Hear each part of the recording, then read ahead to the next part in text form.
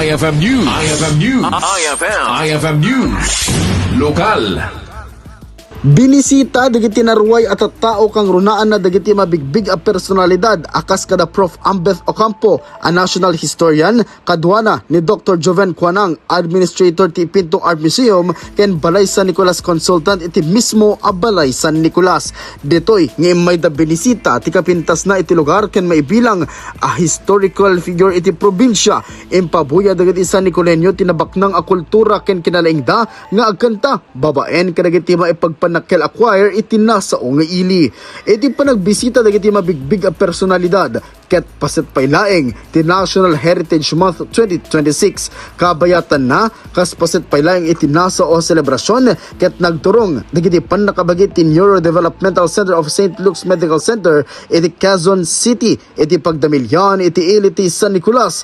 Napadasanda iti panagdamili nga isut ipagpampanakel iti ili ti San Nicolas ken kastapay ang nagturong da iti Balay San Nicolas. Namuan nga isuda ket inturong ni Binibining San Nicolas 2025 Samantha Flores anang iburay tinabak ng apakasaritaan ti ili.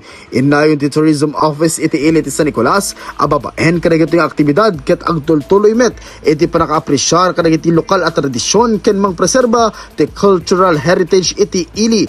Mangnamnamada ang makitinulong met digiti naruway ng Ilocano kang runaan na kadagiti San Nicoleño ang mga promote tourism sa dinuman iti papananda. Para iti IFM News, Idol Lawrence Martinez, Tatak IFM. IFM News. IFM News. IFM News.